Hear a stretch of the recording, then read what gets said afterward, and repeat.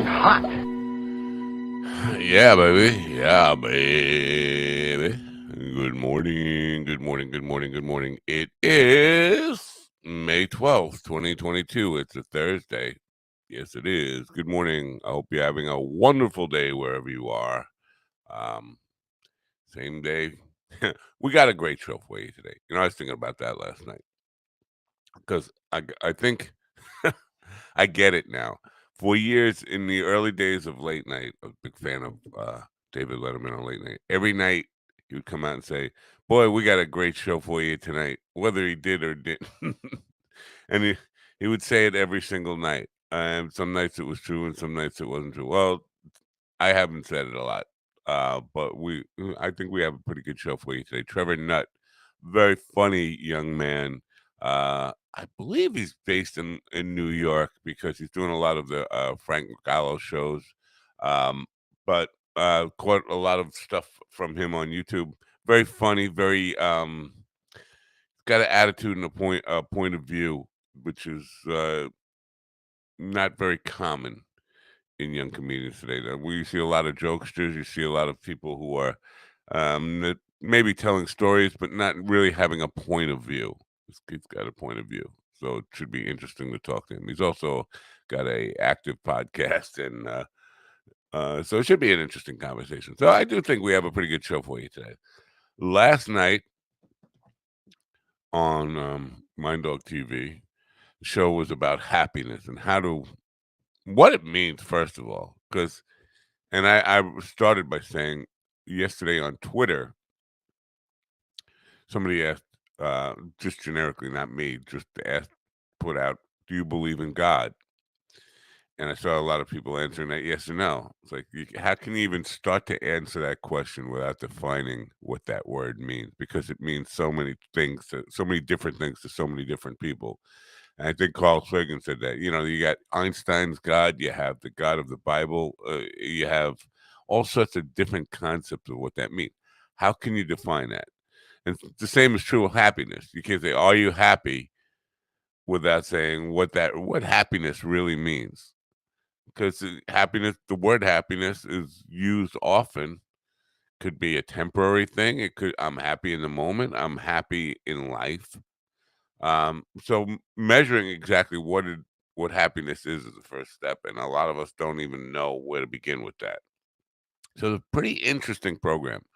But thinking about that and um, defining exactly what happiness means to each one of us could be something different. And how do you get there? How do you start to get there? Well, a lot of times it starts with being honest with yourself about what will really make you happy. And that's kind of brings us back to where I started the Mind Dog TV podcast in the first place, the evening show, which was at that time two shows, afternoon and evening, to encourage people to kind of live the life you want now, man, because life is short, right? Part of the discussion came up about, you know, the overwhelming information that's out there, the social media world, and we live on the internet now. A lot of us do, and being bombarded with information constantly, and a lot of that information is negative because negative is a ratings winner. We tune into the negative. That's just the way we are as people. Um, and so the media companies and the people who are making money off of communications, it behooves them to put out a lot of very stressful, very negative news, negative messaging, because that's what we respond to.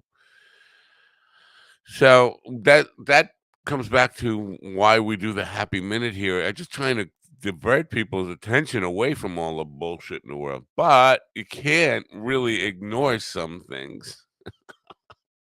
I'm talking on both sides of my mouth here. You can't really ignore big stories, negative or not. And been talking about this for months about, every night when I go to if I do get to sleep, and that's not often, I don't get a lot of sleep. I'm thinking about this threat that Vladimir Putin made about starting a nuclear war if Finland or Sweden joins NATO. And now every day, you go to sleep thinking, well, I could wake up because Russia's ahead of us in the time zone, and a nuclear war will already be started. Any day now, we could wake up to find out this shit's going down. Scary thought. Well, this morning on Twitter, trending, Finland applies for, Finland leaders announced decision to apply for NATO membership. So he's already drawn this red line in the sand, the red lines. Now, sometimes assholes just talk, and I hope that's just talk, but nuclear war is not something you just bluff about. It's like a gun. You pull a gun out, you better be ready to pull a trigger, right? Or it's gonna go bad for you. If you go there, you need to be ready to use it. If you pull the threat, you have to be ready to pull the real reality of it. So he threatened them. Finland says they're going to apply. Now it's up to him to decide if he's going to follow through on his threat or look like, weak because it was just an empty threat. Not good for any of us. It's not good for any of us. So how do you stay happy with that shit going on in the world? Well, for me, what can you do? You go on, you live your life, and one day at a time. And hopefully, we have a good show today with a funny young man. Take your mind off it for a second or two, and then go right back to reading about it and stressing about it, and it's just a very vicious cycle. It's almost impossible to live a life completely off the grid and ignore this stuff altogether. And it comes down to, do you want to know?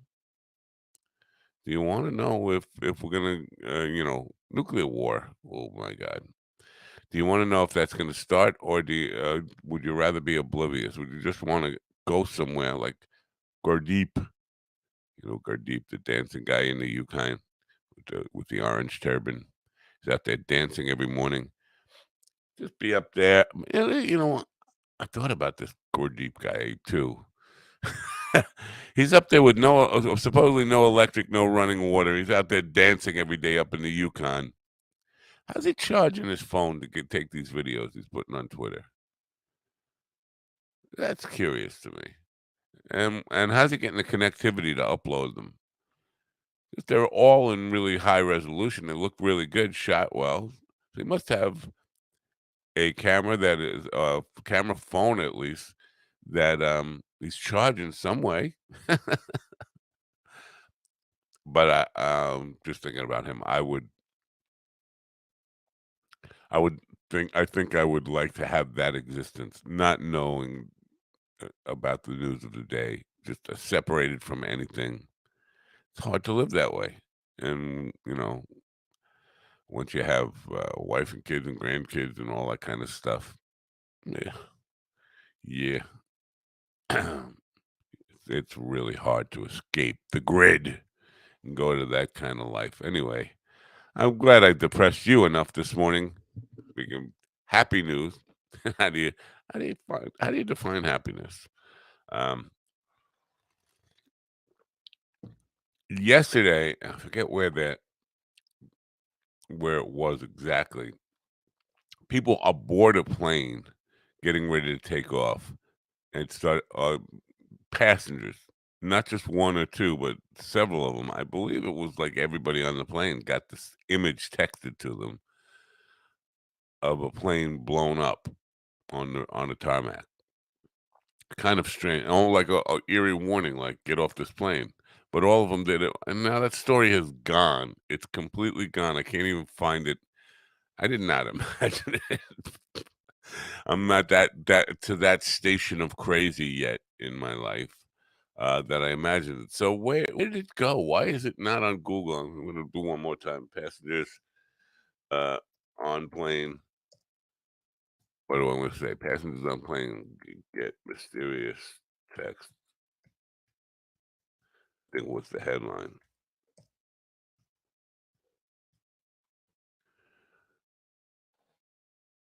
Nope. No. Passengers on. Oh, maybe I forgot. Plane. Huh. Anyway, I've been Googling it a couple of times this morning, different ways, and it's like the story is gone. Pilot aborts flight. Ah, yeah. So this is from the Mirror, I guess UK. Get out of my face, yeah. Pilot aborts flight after passengers receive mysterious plane crash pictures sent to phones before takeoff. Captain of a Turkish and Juliet uh, Angulo jet aborted takeoff at Israel's main airport after passengers received some mysterious text containing images of a plane crash to their phones. Authorities said the plane was taxiing at Ben Gurion Airport when the incident took place. After takeoff was aborted, passengers and staff were removed from the plane and the luggage was re-inspected. Several young Israeli passengers were identified as suspects and being questioned. The plane eventually took off after a 5-hour delay. The flight with 160 passengers on board on its way to the takeoff position when people alerted crew members of what they had received. And there's a picture there of the blown up plane images they got. That's pretty creepy. But now they have suspects. Suspects who sent the pictures. Is that is just basically a hoax or a prank, or did they actually have a bomb? We're just trying to, I don't know, bomb scare people, which would be a pretty devastating way uh, to scare people. Anyway, on Gov's Comedy Podcast today at 11 a.m. With Knock 'em Dead, Maria Cap will be with Tony and Sally. Um, Tune into that. That's directly after this show on Gov's podcast. So, um, what else is going on in the world? As I await the lovely Kiera, she was with me last night for a short period on Mind Dog TV podcast as we talked to Tia Graham about happiness. Now, Tia Graham has a program. She's a certified happiness leader. Who certifies you in that? I certify you as a qualified happiness leader. Don't get me wrong, she's very energetic, passionate about what she does, and pretty good at what she does, and understands the subject well. But I just it's kind of funny to me. You can go to school, somebody will actually certify you. The head happiness guy, the king of all happiness. Um, can certify you as a happiness leader. But the whole idea of bringing that into businesses and being a business a happiness leader within a business, and they have those now because all the data that shows that happy employees are more productive employees, and again, comes down to identifying what happiness is. But it struck me that a lot of the companies that I worked for in just about every career I had, whether it was for a big business or a small business, that's a hard sell because it's a lot of investment and it's time investment, money investment, energy investment, and personal commitment to understand and take time to make those connections to understand what it will take to keep your employees happy and the people around you happy. But my quest was not because I'm running a business of one person, maybe two at this point. I'm trying to do it for two at this point, but really it's a one-man show, one-man business. So for me, I'm not applying it to business. I wanted to know how do you apply the principles of happiness and influencing happiness to broadcasting, podcasting, any casting, telecasting, fish casting. Um, and it's an interesting thing because, as I've said a million times, and a lot of podcasters that will deny this, and if you deny it, then you're never going to be any good at it. Is you get into podcasting, you want influence, and I don't know why we would deny that, but so many people do deny that. You want influence for something. So what is it you're trying to influence the people to do or to believe, what to think? And happiness is definitely a good goal, which is exactly why I wanted to bring on someone like Kiara to do something that's different and happy and not the negative shit that the news and mainstream media feed us all the time. But that's not enough. That's not enough to influence happiness. It's kind of, you have to walk the walk, but it's hard to demonstrate that in a broadcast format, no matter what that is, unless you take a camera out on, camera crew out on the street and broadcast random acts of kindness and the full spectrum of life as we live it in pursuit of happiness. It's really hard to influence that among masses. So you got to start one person at a time, individual at a time. It's a difficult thing, and you can model it all you want. Now, the question comes back like, who the fuck am I? I make myself giggle. I'm sorry. Uh, who the fuck am I to kind of try to be a model for happiness when people think of me as a grumpy old man? I get it. I get that. People don't see the full spectrum of my life, and I if I'm honest with myself, I complain about a lot of shit, and I even said that last night on the program. I have this idea about trying to spread positivity, but I almost always start out from what's pissing me off, what's aggravating me, what's wrong with the world, what am I trying to propose alternative solutions for? And that comes off as definitely the mean old nasty old man type of attitude towards life. So it's a tricky thing but you got in order to solve problems, you have to identify problems, right? You can't ignore them, and you can't if you ignore them, they'll never get solved. And then let's face it, there's a lot wrong in the world. There's a lot wrong everywhere, every day, and stuff we see. Now you got to pick your battles, right? You can't fight them all.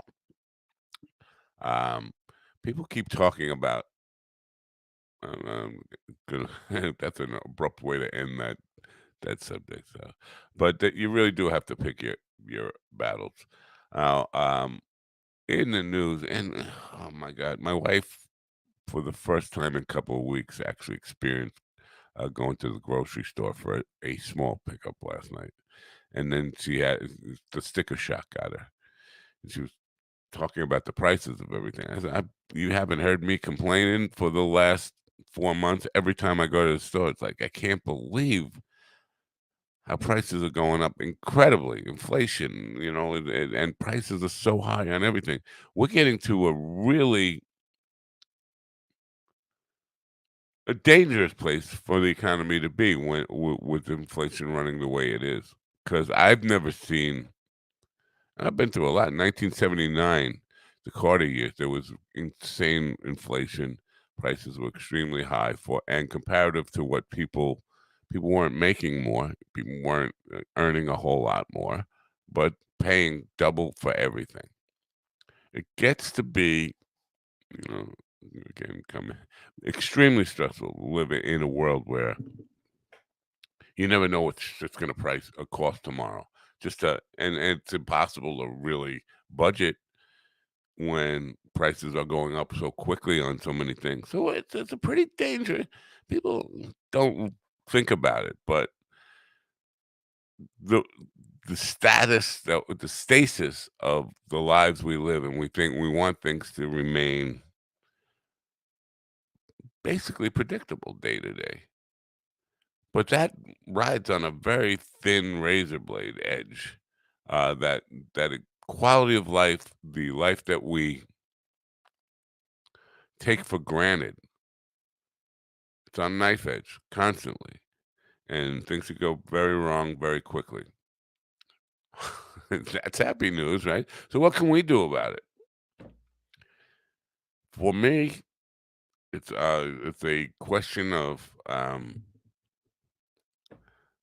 soft in the middle, man. Soft in the middle, old and soft in the middle. If I were a young person, I might be a survivalist today. I definitely would hone some skills that I never bothered honing when I was young, carefree, um, regrettably. But you know what? The world goes to hell in a handbasket.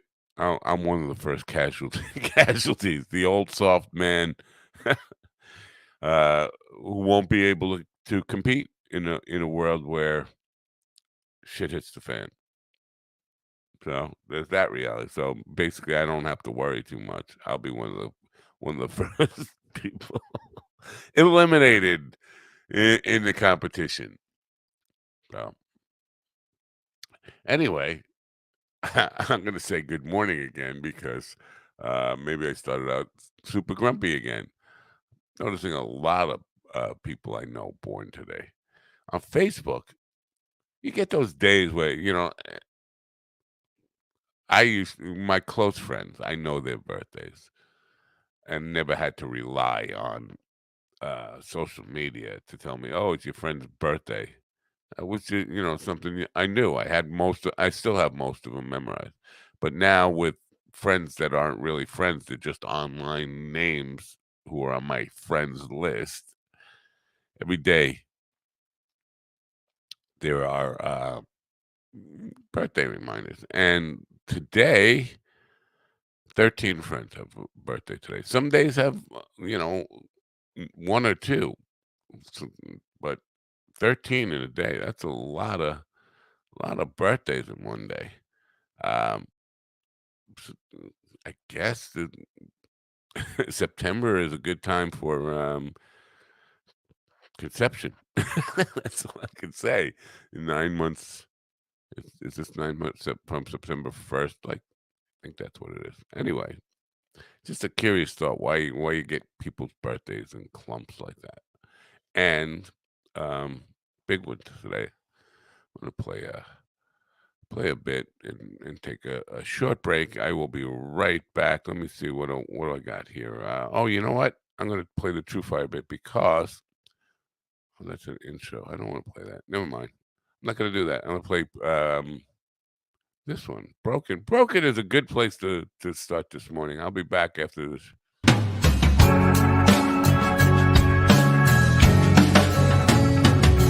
I'm broken and I'm shattered glass. I know you think I'm just an ass, but if you look beneath my scars, you'll find that I'm just like you are. For all the shit that we've been through, I love you 'cause you're broken too. I'm broken and I'm beaten down. I know you think I'm just a clown, a damaged and a mangled mess, 'cause I can't see that I've been blessed. Inside of me, inside of you, I love you 'cause you're broken too. I could die alone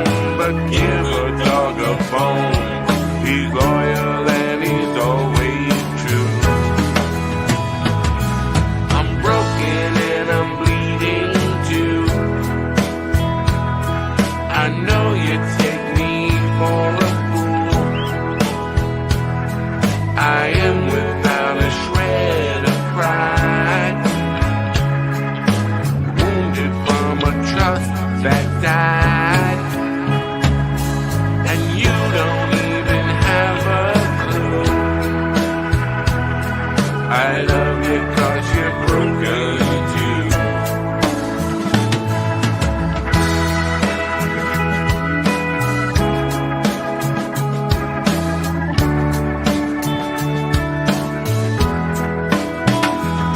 I'm broken, but I'm not destroyed. I know you think my heart's a toy, behaving like a reckless child. You hide behind the devil's smile, but when my dying day is through, I love you 'cause you're broken too. I love you 'cause you're broken too.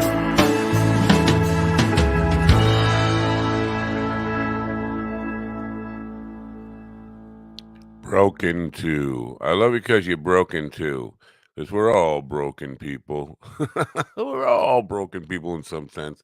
Um, I don't know what the hell was going through my mind when I was doing that song, but it just seemed to me that a lot of us walk around judging others like by their faults, never realizing how really broken we are and how much we have to work on. And so you can't really love somebody until you actually recognize your own shortcomings, and I guess that's what that song is about. What I really forgot about was the B3 organ stuff that's in there, and that reminds me of last night. My friend Russell was playing a gig in New York City, and Paul Schaefer jumped up on stage. Paul Schaefer from the late night, well, with David Letterman, the Late Show. What? No, whatever. The Late Show with David Letterman. Um, and playing a B3, which I forget because he's such a good pianist. And I worked with him. He worked on a couple of my songs in the studio, playing piano about it. And I never. He's a grand piano pianist, classically trained, but uh, universal kind of player. Plays jazz, plays pop, and everything in between. Um, But I forget that he's such a good organ player and synth player as well. Well, such a monster musician. And it's kind of, I don't know the word I'm looking for, but it's shocking that somebody that with that much talent, basically, and he has had his share of commercial success in like things that he's produced, dance records and things like that. It's Raining Men was a Paul Schaefer record. But that he never a guy with that much talent was never part of like a super group or, a pop pop culture. And when I say pop, I don't necessarily mean pop music. Could be metal, could be any kind of, but one of these monster musician groups, Rush, something like that. With that much talent, he's as good as anybody, any of the musical heroes from any of the genres in my lifetime. Is that good on any instrument he plays. So it's just surprising to me that I don't want to say sideman because he's been a conductor, which is not a sideman, but he's always played like second fiddle to talk show hosts or productions, or when he's running um, the jams at the Rock and Roll Hall of Fame. He's the conductor of it, but he's the one that doesn't get noticed. And there are all the rock stars out who are taking the bow. He's always that guy, the sideman, the utility player, the guy out of the spotlight, but the best player in any room that he's ever in. It's a curious situation. You don't see that in other professions, where the best guy Like, just think of it in a sports example, and I'll use baseball because it's the one I'm most comfortable with. The best player on the team never gets any recognition about it. Everybody else is getting recognition, but the guy with 200 hits, 80 home runs, uh, 150 RBIs, and basically more putouts and all that stuff defensively. That guy gets absolutely no recognition. That's what it's like. Basically, the superstar doesn't even get noticed. You don't see it in any other profession. Interesting. You know who's in trouble today? Mikey would be very upset about this.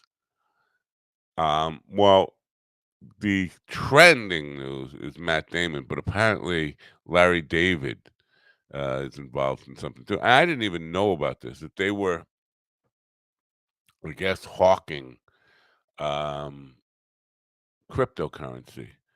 Matt Damon and um, Larry David, and all that stuff is taking a huge dip.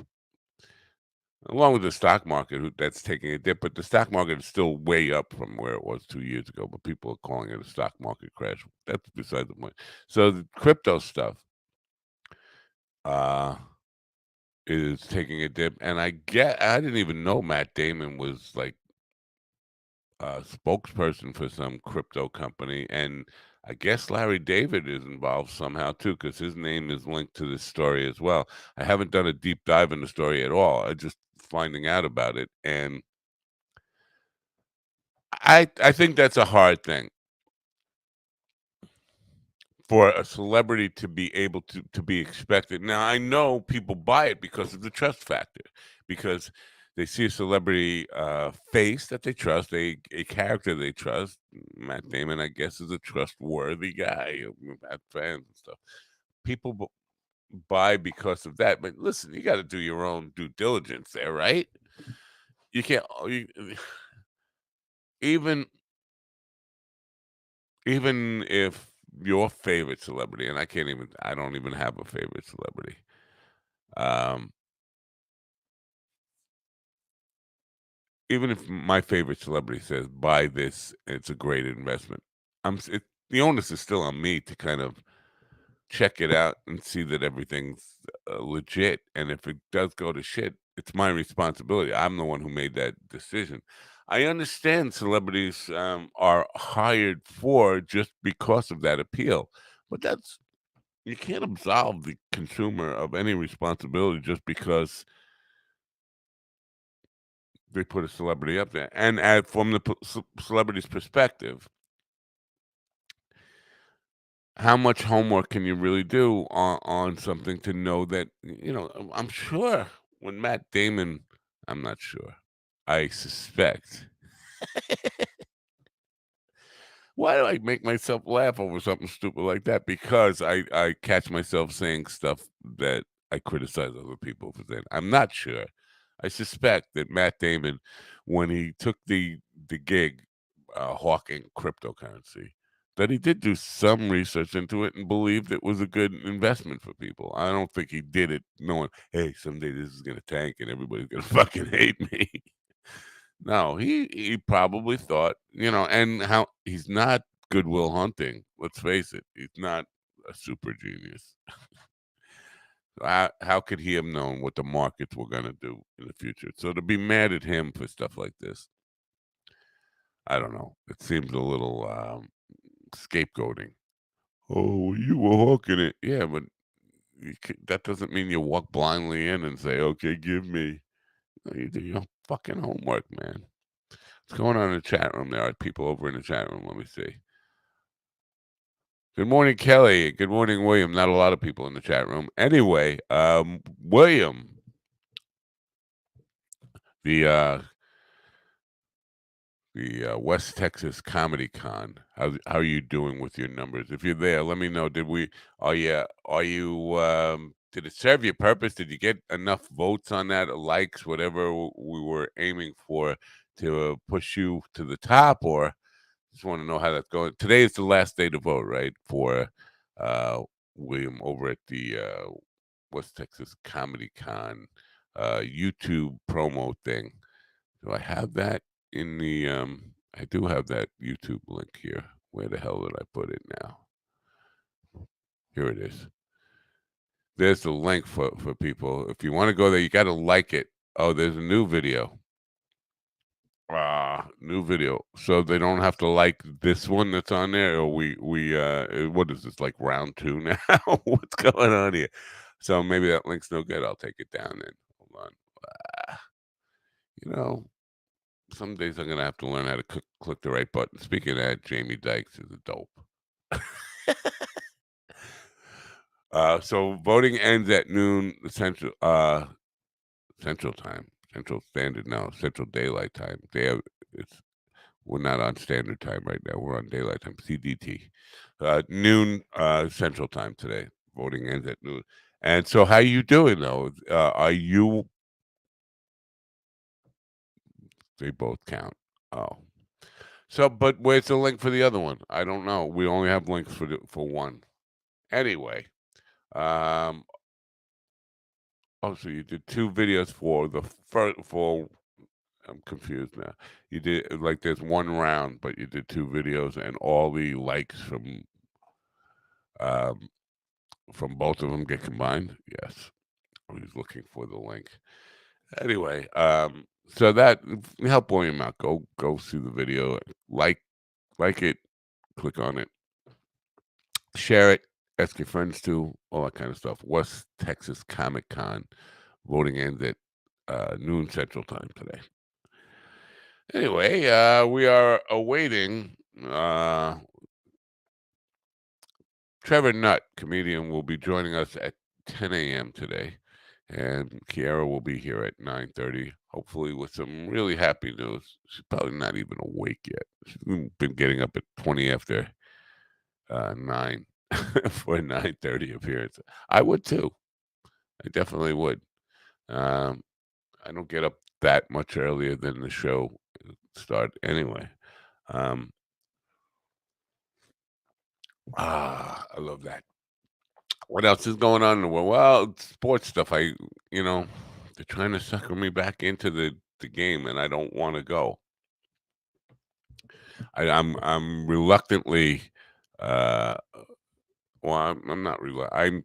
I'm almost forced to see some of the stuff because I have so many friends who are fans, and I guess when the local teams do good, people want to talk about it. And so, if I'm on social media, and I have to be on social media, I'm not. I post a lot of silly, stupid shit. But, I'm on there because generally I'm taking care of business when I'm on there, and I happen to see stuff. But I have a lot of friends who are Met fans and Yankee fans, and they just post stuff constantly in my face. So it's hard for me to ignore what's going on. And so when I see the teams doing well, people getting excited about it, I'm very tempted to get involved. It's like a junkie seeing all your friends getting high, and then you're trying to not to get high. That's what I feel like every time I see somebody posting sports shit, getting hyped up about what's going on with their favorite local teams. Uh, you will laugh hard, I bet. The next video? I don't know. I'm confused. I'm always confused. I'm a very confusable person. Um, anyway, um, Grande wore a bra top to her brother's wedding. That is big news today. And back, the Bitcoin crash is Bitcoin is increasingly acting like just another tech stock. Uh, yeah, people. Unfortunately, my wife invested a lot of money in Bitcoin, um, and so probably she did it a couple of years ago now. So it's probably back to what she paid because it did go up quite a bit, but probably right around what she paid for it, or even a little less by now. So interesting to see what happens because I know fortunes were invested, uh, and people could lose a lot of money pretty quickly. But I'm sure a lot of people, cynical people, uh, will say, "What's that?" Yes, that's the link above. Link above what? What? What? Link above what? I don't see no link above nothing. Um, where was it with the Bitcoin stuff? I'm sorry, folks. The Bitcoin stuff. I think a lot of people um, are cynical. Here we go. Here it is. Oh, he's in the. Okay, I'm going to share this. You know what? I don't necessarily want to play it. I want people to go there and play it themselves so they can like it. But I will put the link. Let's see. I'm gonna put it right in the chat rooms for people, so they, if they want, they can go from there. Damn it, I'm all over the place.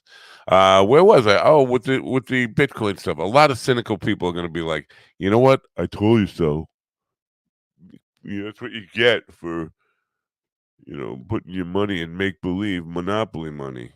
Um, well, that's on Facebook, not on YouTube. Um, why is it on Facebook? Oh, I'm sorry. Yeah, it's on Facebook Watch, not on YouTube.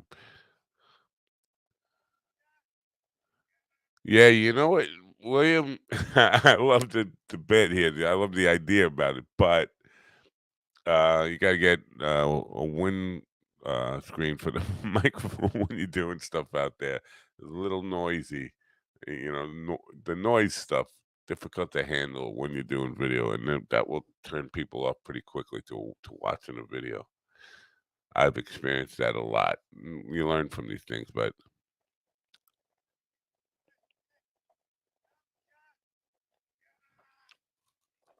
you know what? Maybe I can clean this up for you if after the show today. I'll see if I can bring it down. Not much that can be done with that audio though. Very, very harsh, unfortunately. Yeah, but I've been there, made those mistakes, plenty of them.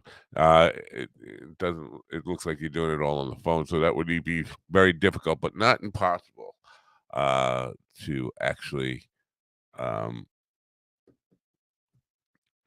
either have a wireless lab or even a wired lab and hide the wire in some way with a windscreen on it to kill all that noise. I know you're not going to do it again, but just for things like that, especially out there in Lubbock, West Texas, that area where the wind, there's nothing to stop the wind.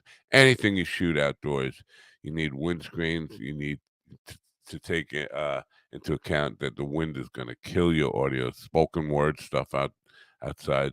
So you got to do anything you can to block wind from just beating the hell out of your. Um, yeah, the wind blows fiercely in New Mexico and West Texas. Believe me, brother, I know. I've been there. I mean, I remember sandstorms.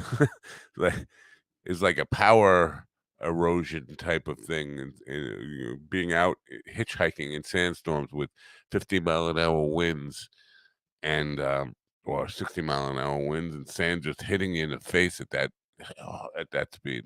Brutal, brutal stuff. So yeah, but keep that in mind though. When shooting, you got to do something about uh, the wind, keeping the wind from hitting the microphone any way you can. Whether that means putting on a wireless lav, a wired lav, and hiding the wire, but windscreen it and protect it from direct, bombardment from wind. So that's different from this YouTube link that I have in the description. There's a Facebook link somewhere uh, on one of the Facebook on the Mind Dog TV. It's oh, Michael's probably on my page. That's why he's asking a link and doesn't see it. I don't know why it doesn't come through my own personal page. It's on the Mind Dog TV Facebook thing. Here's what it looks like here. That's what the link looks like. If you Facebook.com, that's well typical. Watch is all typical. Slash question mark V equals is all typical. And then you just need that number, which is a nice long credit card number.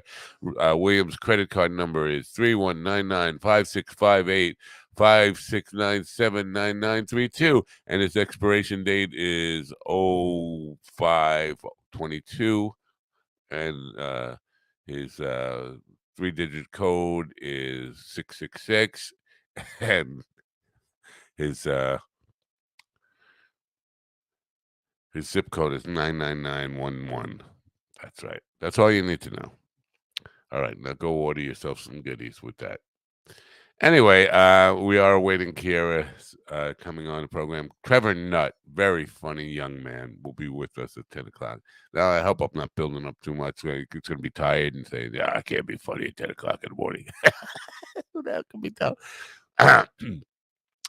Young man, young comedian with a real strong point of view about things. That's all I'm gonna say. And his link will be presented. Got a YouTube channel. He's got a podcast and a fans only page. That's I'm curious about that. Guys with a fans only page. Women paying for I guess adult content. I'm thinking, right? I mean, it's only fans only. Is that used for anything other than sexual material? I don't know. I'm asking. I don't know about it, but because or it's just like Patreon where you just I don't know supporting an artist's work rather than because I think I'm under the impression that fans only is a place where you go. Uh, to subscribe to porn stars or something, porn young models or something like that. It's sexual in nature. I don't know. That's my impression of it. And the race is close between you and Greasy. I don't know who Greasy is, but I hope Greasy loses. I don't know who you are, but I hope. Hey, Greasy, I don't know who you are, but I hope you lose. Uh, OnlyFans, yeah, fans. Is it OnlyFans? And I keep saying fans only. Yeah, but I'm under the impression that that's just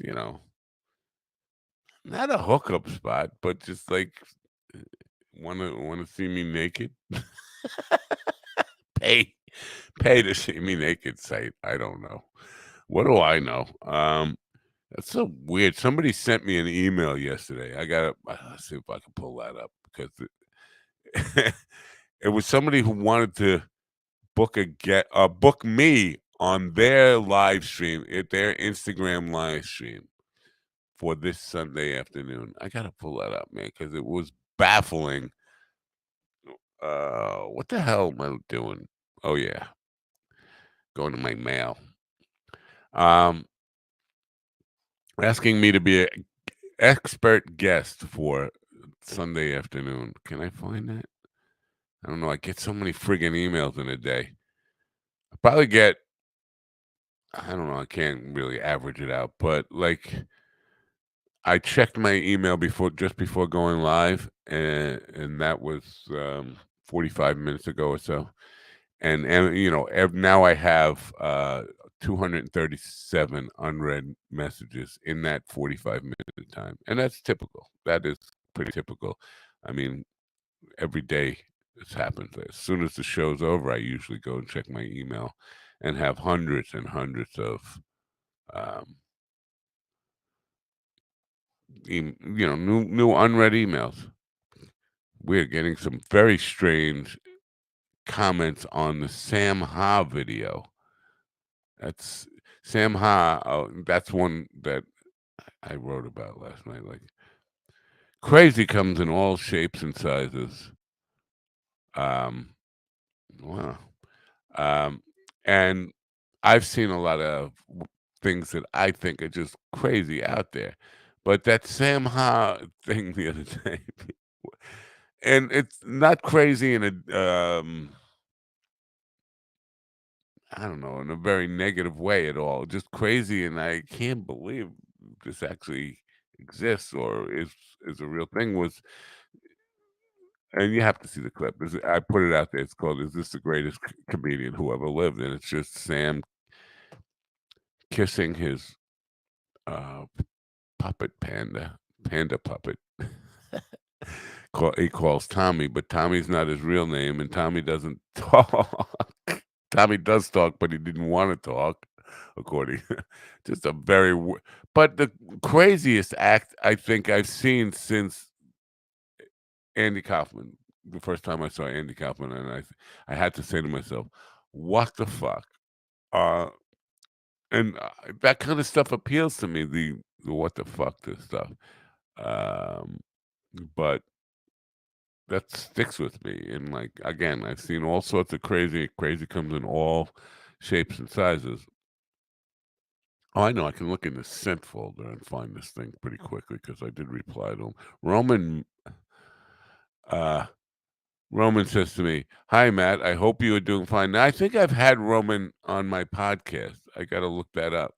But he says, can I interview you as an expert live on Instagram this Sunday at 1 p.m.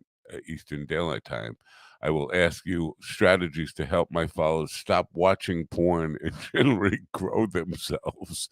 And like I wrote back, I don't know anything about that subject. I'm not. I'm no expert on telling people how to stop watching porn. I could tell them how to start watching porn. Here's what you do: you sneak into, you go back to the 1970s and you get a guy named Ira, his fake ID, and you sneak in using that because at the time it's going to be 21 or older, and you're going to have to pass for it. That's how you start watching porn. How you stop? You're asking the wrong guy. Ask your dad. Ask your mom. Say, hey, mom, how do I stop watching porn? Just I gotta look up if I think I've had Roman on my show probably years ago, and this contact was out of the blue. But what made him think that I would be an expert in how to stop watching porn is pretty funny, I think. Oh yeah, I remember Oh, he's a relationship coach. That's right. Yeah. Tony Robbins relationship coach. Man, yeah, and not one of my top 1,000 shows, for being honest. Terrible interview. Very, you know, not able to handle any tough questions either. And I wasn't really like battering him with like an expose type of gotcha questions either. It's just like as a relationship, simple questions like as a relationship coach, if you're not happily married or happily in a relationship with anybody, what qualifies you to coach people on how to fix their relationship? Stuff like that. But somewhere along the last line, in the last couple of years, you know what?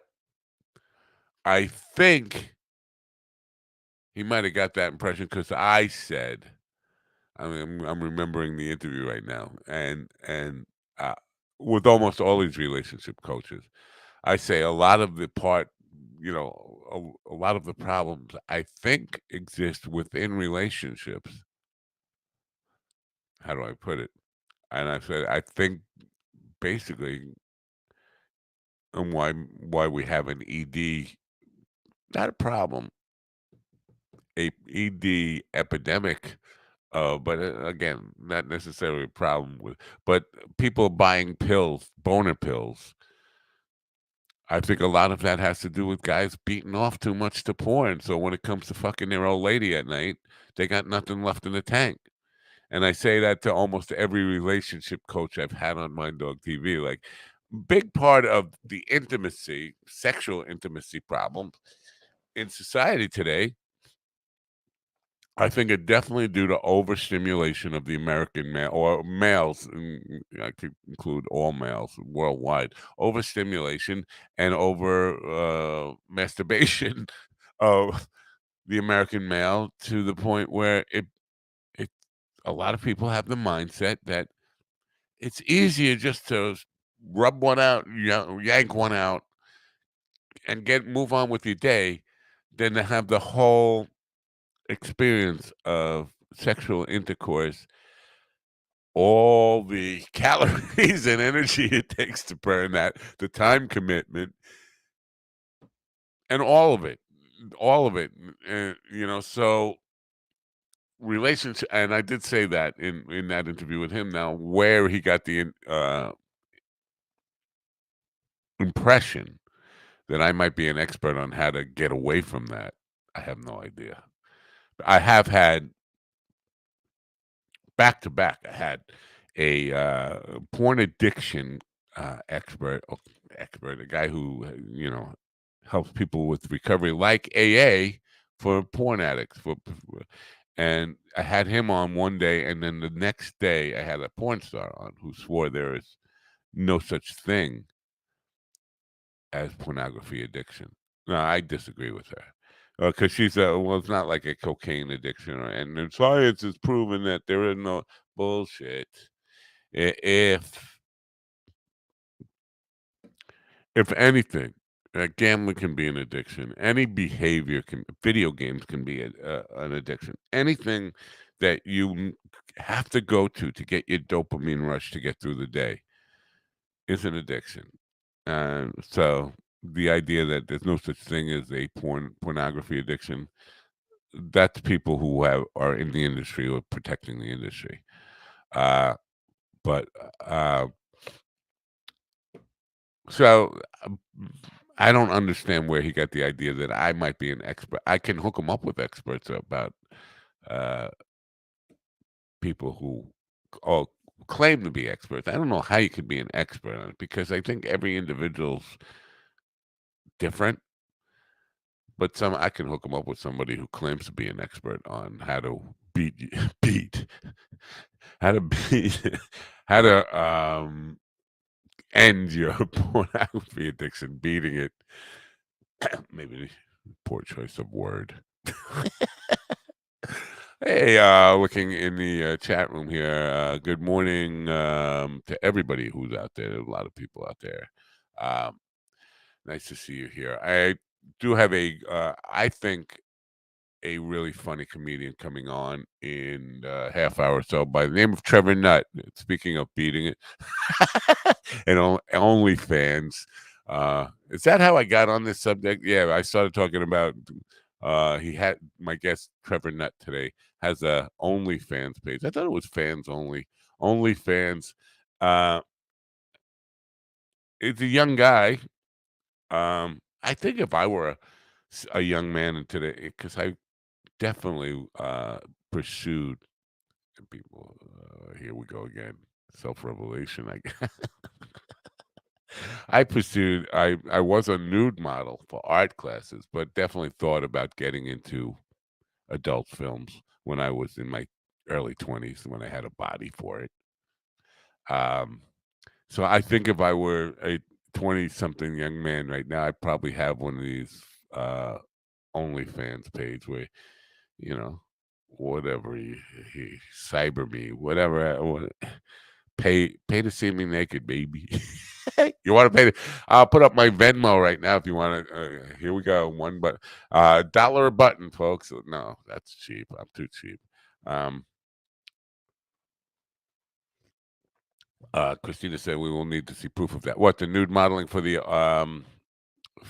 art programs? I think I can probably. I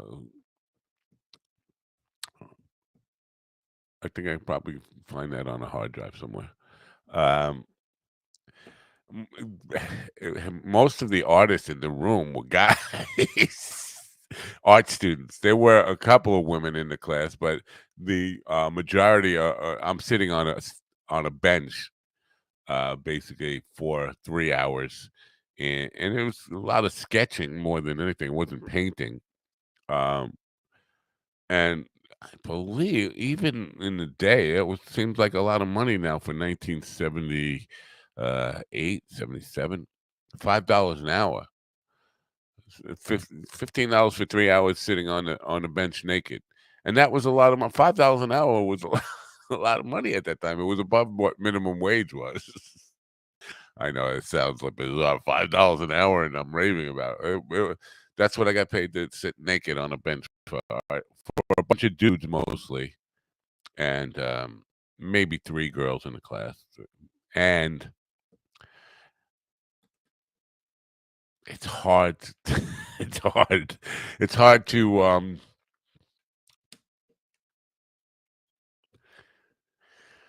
with guys, when you go in the pool, sometimes it shrinks. You know that Costanza, it shrinks in the pool. Yeah.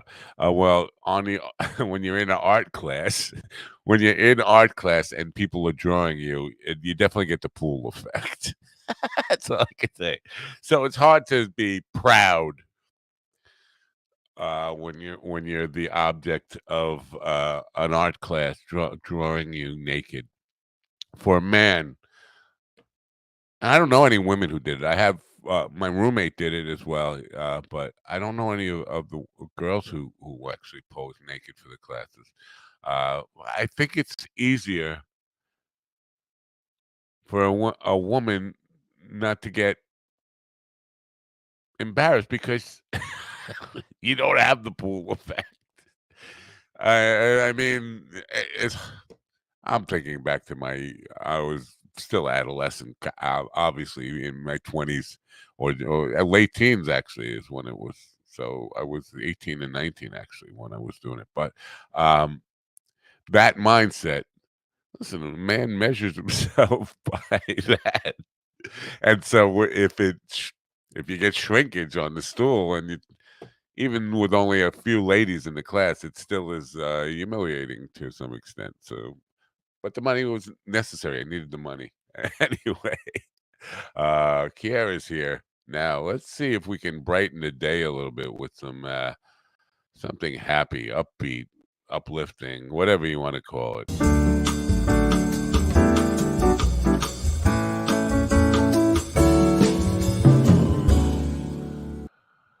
Good morning. Oh, I love that background. I don't really love that background, do I? How are you? Good morning. How are you? I'm all You all right. right? Yeah. You happy? Yeah. You ready to spread happiness and joy? Yeah. You All came in that as a jazz. You came in as I was describing my Yes. experience nude modeling for art classes in college. What haven't you Bec done, Matt?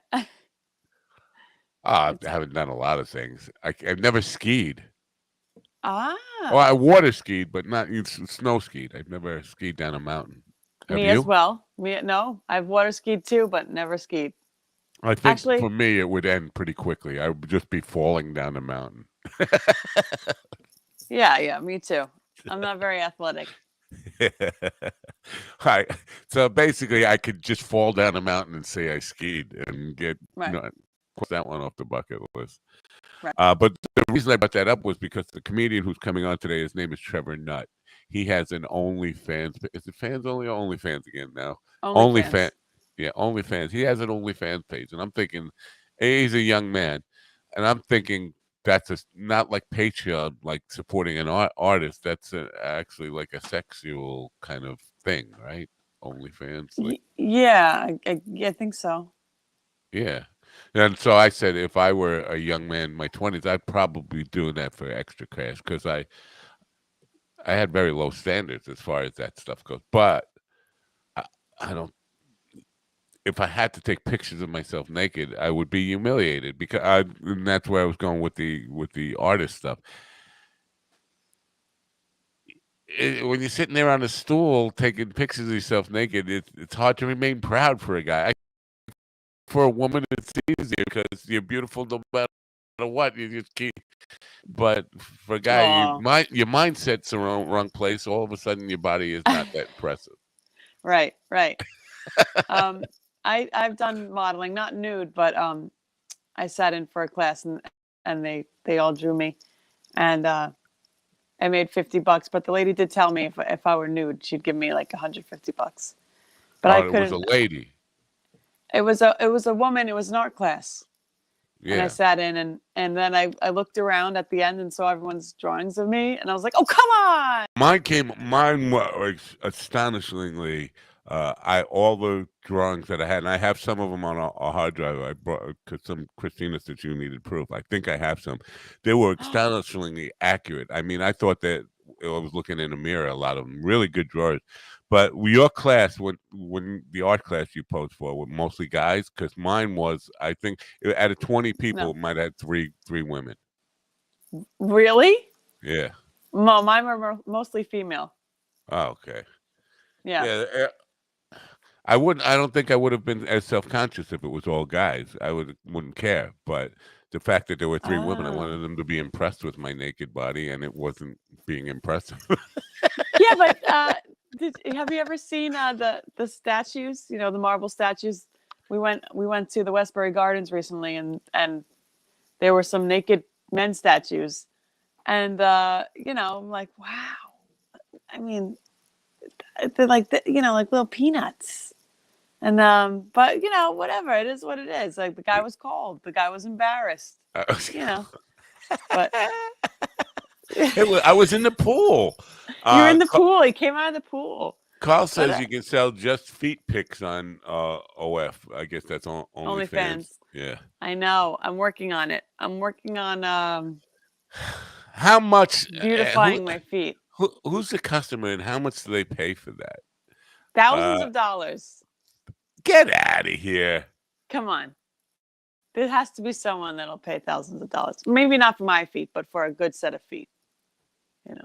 I like my calluses too. I'm proud of my calluses. They protect me from walking out. I have to get rid of my calluses now. That's but you know. But I don't know, because it just seems to me that you've seen one, you've seen them all, and how. My feet. My feet are excellent. You have not seen, Kiara's feet with callus and all. Here's what I'm gonna Forming bunion.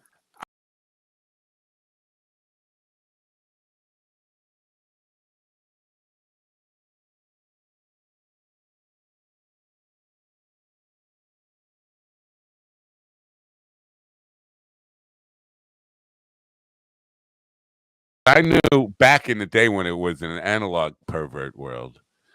Some Newsday, somebody had put an ad. They wanted in I forget what section it was.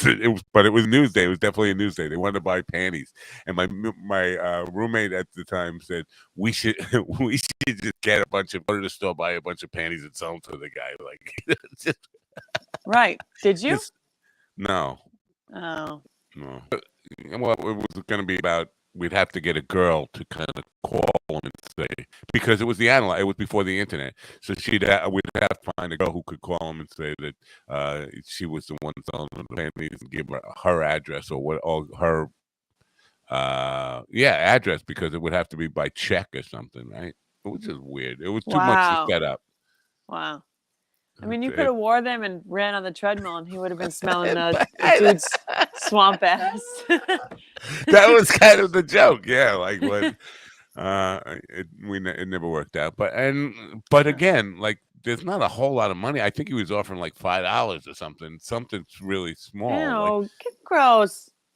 Come on. Gross. I don't know what's wrong with men. It's just disgusting. I know. I told you, it's like half of my underwear I'm missing. I don't think it's from perverts. I think it's from the dryer eating up my underwear or something. Because every time I go back from the laundromat, there's like fewer and fewer socks, fewer and fewer underwear. So weird. Christina says she has an ex who had feet like a super beautiful girl. Now, what is super beautiful? I know what a beautiful girl is. What is super? It's the light just jumps off her like a artist. And her feet. And her feet have light. Every part of her body. There's nothing wrong with her. Yeah. Did you have any takeaways from that conversation with the happiness lady last night, Tia Graham? Do I have a takeaway? Takeaway, yeah. Any kind of thoughts about the whole message that she was kind of bringing in, what she does about being a happiness leader, a certified happiness coach, Wow. And I'm like, who's doing those? Who's qualified to certify people to say you are qualified to be a happiness coach? So you got to be like super happy to be the certifier of a Right. happiness coach. You have to be Or like, maybe you have to be super cynical and grumpy and oh, then I'm the sit there, perfect guy. make So me I should happy. be certifying happiness coaches. Is And what yeah, I mean you should. Yeah. yeah. My takeaway, I'm happy to know that there's other people out there who aim to make people happy. I'm happy to know that She's passionate about it. I mean, if you yeah, see she's some of the videos of her in these what she's got people up dancing and all, but oh, wow. you know, it's a whole program where they're just like totally involved in it and lift. But my opening question to her was, how does that last after the seminar is over or the keynote speech? You get these people in a inspired and euphoric state, like a workout, Right. and then they go home. If that's got to wear off, and the next day they're back to being the grumpy old self, and then talking about how it's the best coffee in the world. You should buy Koa Coffee and stuff like that. I need a cup of coffee since I'm over here today. Yeah. Yeah, I mean, hey, at least she gets paid, and maybe if she helps at least one person out of the 50, then she's done her job. You Yeah. know. And So. big money in that. We should do that. That's how we should get happy and get rich. It's just going into places and doing a 3-hour talk on happiness, and have people jump up and down, get their Bullet energy up, points. dance. Yeah, bullet point. You should be happy because of these reasons, Yeah, and just get the stares. Like and we just start off with, "Don't worry, be happy." ugh. You know, whenever we've played that song, I can't say, "Look at me, I'm happy," because I don't really believe it. I say, "Look at Mikey, he's happy." That's a Freudian thing, but it's real. It's it, I think you've said it a couple times, but I sarcastically. yeah, no, look at me. I'm not happy. I'm worried. I'm very Yeah, worried. I'm very yeah. anxious. I'm very Be stressed afraid. out. I think we should play that song in a like a reggae beat or something because it drags for me. Yeah, yeah. Yeah. It's not a I mean, uh, people like it, they dance to it, but for me personally, they dance I'm to like, "Don't Worry, Be I, Happy." I see them, they Yo, enjoy Robin it. Williams danced to it, like, in the Yeah, video, yeah, yeah. he did. I should do like my Mick Jagger impression, something. Just get out there.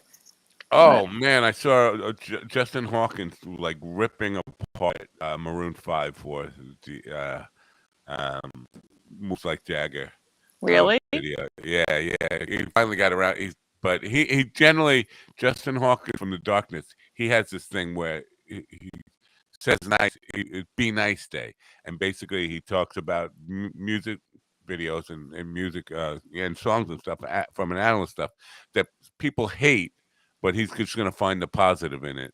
And okay. this one he was absolutely stumped for moves like Jagger. Like it's just the most irritating, terrible song, bad rhymes. Well, No, I loved Maroon 5. First of all, that song came out like 15 years ago. Where's he been? I Second of know. all, I love them, but along with my favorite band, they just became like these cookie cutter synthetic. I have no respect for Maroon 5 anymore. What's their Yeah. latest? Oh, I don't want to know, where they just say over and over again, I don't want to know. No, no, no. It's taking you home, home, home, home. It's like a baby song. My kids love it. And I Yeah. just want to jump off a bridge every time that song comes on. It's Well, terrible. isn't that guy like a TV star or something now? He's He like is on one of the now reality shows or something. Yeah. American something. And Isn't he on? did he hook up with like some like Disney star or something? They all do. They all eventually end up because Christina Aguilera, all of those people Yeah. were uh, at one time Disney stars, right? So Yeah. that's the I thing. thought he You get married a yourself. model. I don't know. Oh, a model. I mean, he's good looking, and I loved their band for a really long time. I sing a lot of their older songs, but Christina yeah. says he has a great TikTok. Oh, wait, what does that mean? TikTok channel, TikTok Oh, page. I thought it was an innuendo. Yeah. No, I'm assuming she's talking about the Maroon 5 dude. I don't know. Maybe not. Um, I like Justin Hawkins. Oh, that's who she's talking about. Justin Hawkins TikTok. Oh, Justin for Hawkins song? Rides Again. Yeah, his song breakdowns. Yeah, no, his song breakdowns are very good. I don't know why he came up with that one 15 years late. Usually it's more contemporary than that. But yeah, his analysis of songs is really good. He's a good guy. I mean, I didn't think I would appreciate him when I first found out about him because he is kind of dark. His group is the Darkness, and he's tattooed up metal guy, and that's not me. That's not my crew. But I like him. I like him. He's a good guy. I like metal. It's good. It's good treadmill music. Like what metal would you listen to? I used to go. I used to go all out. All Out. Yeah. I, I was a Slipknot fan for a really long time. Oh, don't put me on the spot. It's early. See, no. Well, I wanted to know. Um, I was looking for recommendations of what's good metal because I don't really. I have to look through I have to look through my iPod and get back to you because it just Yeah, you're yeah, on yeah. shuffle. Okay. Let me think. Okay. Swedish death metal call says. Give me a Swedish call. death metal. Give me a Slipknot. Is Slipknot metal? And that's like not new metal. That's really old, right? I Slipknot, know. like at I least don't 20 years listen to advanced. anything new. I saw Slipknot fans throw pee at Daphne and Celeste. I don't know who Daphne and Celeste are. Throw pee. How do you throw pee? I just checked the votes. 100 votes down. 100 down votes down, but no, I'm 100 votes, but down by Stay. 4. Down by 4. We need 4 votes for William. Get in there. Get in there and vote for him. Vote for what? He's trying to get into this. He wants to be the #1 liked video for this West Texas Comic Con that he's part of. Well, voting ends at noon today, and Oh. a vote is just a like on the video. And Oh. I'll send you a Okay. link after the show if you Yeah. just like his video. Yeah. Yeah. Definitely. All right. So yeah, no, because I know metal, but I knew the metal I knew was Black Sabbath, the original metal. I mean, Right. so I did sit first row for Guns N' Roses, which is Guns N' Roses not metal, but Metallica and Faith No More. I think they qualified as metal. Yeah. They Yeah, do. that was a long time ago. Hey, I sent you all the video of my nephew playing metal drums and no one said anything. I was so impressed. He's 5 years old and he's got the double kick drum. To be honest with you, I couldn't tell if it was like programmed or not because it sounded like the drum. It sounded like he was just hitting it once, and I was getting, and I was like, No, "Well, I know electronic drums will do that." No, he was doing. I was so taken aback. He's like, sit down. I play for you, and he's going, durr, durr, oh, and he's doing the. He's screaming. I thought it was a machine. I thought it was like the drum kit doing itself because he was doing it. Oh well, that's pretty impressive then. He was better than most drummers out there at 5 years old. He's gonna go places. I don't know. Nobody said one thing about my nephew, even out of courtesy. Wow, just anything. He's great. Good for him. I'm like, you know what, guys? Yeah, I was really proud. I was so proud. All right. Well, next time say I'm fishing for compliments here, and we'll know what to do. He's 5. I know. But if you tune into Facebook right now, I'm sure you find a 5-year-old that is doing Neil Peart solos. Oh yeah, I know. It's insane that you see these little people who are 3, 4, 5, 6, 7, 8 years old doing the best players in the world and doing their parts. It makes you feel like, why did I spend the last 63 years learning this crap? Definitely. When I see these little people, I mean, Caden just does it. My nephew does it just out of pure talent, and he has like a musical family. But these kids that can really do everything to a T, I wonder if their parents just ride them all day long and don't let them have a break. And because I mean, at 7 years old, I wanted to go outside and climb a tree and pretend I was Luke Skywalker. I didn't want to sit down and learn how to drum perfectly, or sing something perfectly. So sometimes I wonder if their parents are a little too hard on them. But I don't know. I think some of them are natural talents like that. Ali Sherlock, though, are you familiar with Ali Sherlock? She's No.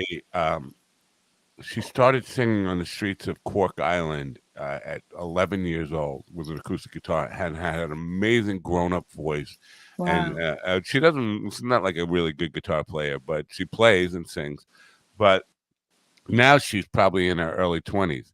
And honestly, I think she was more talent. I liked her better when she was a kid. I think Oh, now she's still she's not choosing songs that are good for her because she wants to sing everything. right. And sometimes your voice isn't, nobody's voice is made for everything. So, you Right. have to choose your material right. I don't think she's doing that at this point. She's just wanting to sing everything and losing what was special about her voice, because she had this special thing where it's hard to explain, in the timbre of her voice, where she would get emotional and stuff. It just had this ability to cut right through you, like a special quality to it that Wow. I think it gets misused now when you start to sing everything from hip hop to, you know, power ballads and all these kind of things that it wasn't her natural bag. So Oh. check her out though, What's her name? Ali Sherlock. She's all over Ali YouTube, Sherlock. all over. Okay. And she's probably still not more than 22 or 23 years old, but like millions, she makes her living off of YouTube. I guarantee she's making millions of dollars off of YouTube. She has millions of views every single day. Her father tapes everything she does and puts it Yeah. up, and everyone gets like 10 million views instantly. So Wow. yeah, That's what I should have done. I grew up before YouTube, but we used to make videos of us doing the stupidest crap. And I'm pretty sure if we had YouTube, we would have been well, it's famous. not too late. You learn to play a video game and start a Twitch channel, and you'll be. Yeah. Yeah. They could watch me mess up on the video game, because I think they would. I don't think it's about the quality of playing the game. They just like watching people. it's so weird. My brother does that. My daughter does that. And they also watch grown parents, or not even, who knows if they're parents, play with dolls. They film themselves playing with dolls, and they get 25 million views a video. I could do that. I play with dolls all day long with the kids. I should just film myself. I'm willing to do that. That would be a funny video of me playing with dolls. I would get on the floor. I don't know where Barbie and Ken, I guess, or I don't know if they even still No, have you that have to one. get the newest dolls and review them first. Oh, You okay. get the Well, I'd doll, be willing to do that too. I mean, open the box. Oh, I listen, just got the I'm new. for sale. Yeah. I am definitely for sale. I will do anything that's not disgusting. I will anything that doesn't involve bodily fluids or any nonsense like that. I'm down. And I think it's something like that. Seeing an old man play with dolls, got to be pretty weird. I would pay to see that. I get a panda puppet, and I I say hello, Tommy. watched it again. I watched him again yesterday. I went back. I made a short clip. It says, "Is this the greatest comedian who ever lived?" And it's just that, him kissing the doll, and then you commenting. What did you say in it? I forget now. About because he starts telling you how handsome he is, and he's buttoning up his shirt. But I said that one button really does it. yeah, But so, see how he made an impression on us? I'm yeah. telling you, he's gonna I make it know. before anybody else who It's works so definitely hard. sticking with me, and I was thinking about it last night. It's like it's so odd that I can't let it go. It's baffling. It's controlling my mind now. Like, Oh man, you're hooked. You have to go to a show now and watch the same act. Does he bring different puppets, or it's the same I act think every that time? what we saw was his entire act. Wow. Tommy his name's not really Tommy. He said, "Say hello, Tommy." Tommy speaks, but he doesn't want to speak. And then he says, "But his name's not really Tommy." Yeah, okay, that's it. I That's the I mean, it's so clever. It's so clever. all I, right. I don't What know. we're overtime here. What do you got? That's did you have a story or not? You know I what? do. I have a couple. Jackie keeps sending me TikToks. Go see Jackie in Pennsylvania this weekend. I forget where Shankersville, something. Sure. I'll go Pennsylvania. there. Yeah, not you. I'm Hold on, let Tony. me get. Ah, you Yeah. guys, I need some coffee, some Koa coffee. All right. Okay, this is from UPI. Uh, okay, I don't know if this is legit or not, but a Rhode Island waitress surprised with an $810 tip on a $48 bill. Okay. Wow. Good. Um, yeah, a Rhode Island waitress said a stressful morning turned into an awesome day when a pair of customers left her an $810 tip. This woman named Jennifer, who worked at the Big Cheese and Pub in Cranston for about 3.5 years, said one recent day began with a string of extra stresses when she couldn't find a sitter for her 3-year-old son. Her life snowballed that day with problems, and then these people decided to leave her this $800 tip. It might have been a mistake. That's what I'm thinking. Because I made a $300 mistake one time, and the diner I left that $300 that, and they thought it was a tip. It was on the way to. I was living in East Hampton, like halfway, so it was a good 2 hours from where my house was. So I got to the house, but I looked. I took my money out of my pocket. I said, "What? Oh my God! What happened to $300? I left it at the diner. Oh no. So 2 hours back to the diner, the waitress who was working my table was off shift. She thought it was a tip. She's like, Oh, and wow. what do you do? Can I have my money back? It wasn't Right. a tip. Right. It's Right. an Well, expensive if they lesson. were, I'm thinking that's what that was. That was. yeah, if they were a decimal point off, they're screwed. But she did show the receipt, and they did add up at the bottom. Oh, they added it up. So no, it wasn't 858. a mistake. That was. Holy crap. Unless the only other thing I'm thinking is she wrote it in herself, but I wouldn't do Oh, that. you Sherlock Holmes, you cynical person. I thought you No, were Miss Nice and Miss Trusting and Miss. And now it turns out you're cynical. You don't trust anybody. You think she I just. question everything, and I don't trust anybody. But if it, but if it was, if they wanted to do it out of the kindness of her heart, I have. that's amazing. I have to say, I think you're right. I think there's a strong possibility she did that. Right. Oh, And then people, she called the news station and people said, "Oh, suck. these women, this couple was so wonderful, and now the couple can't say anything."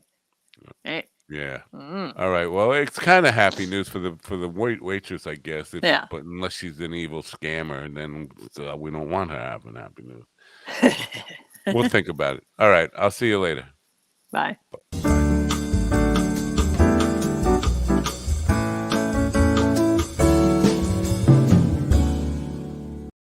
Carl wants us to know about Odam. Odam at 1 p.m. Est. It's not Est. It's Edit. These people, they don't know standard. The S is for standard. We are in daylight savings time, so it will be EDT, not EST. Damn it. Get it right. Or don't get it at all. And why is the D not capitalized? It's little disrespect to Jamie there.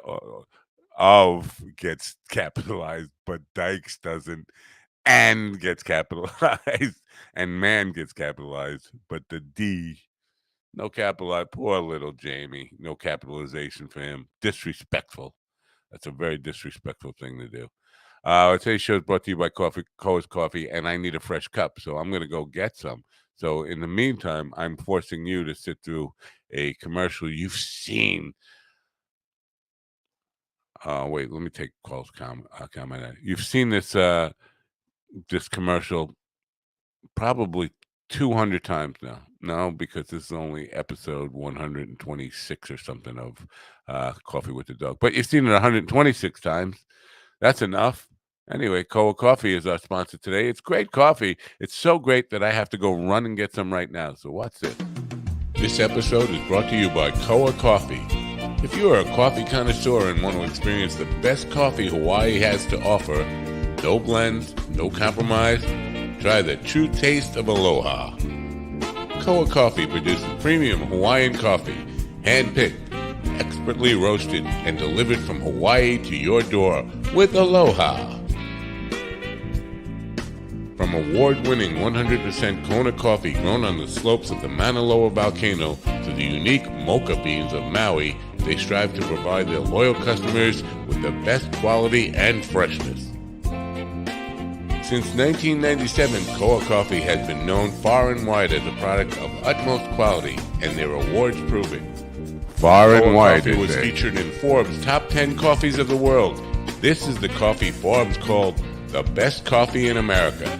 Find out what it's all about from minddogtv.com/coffee.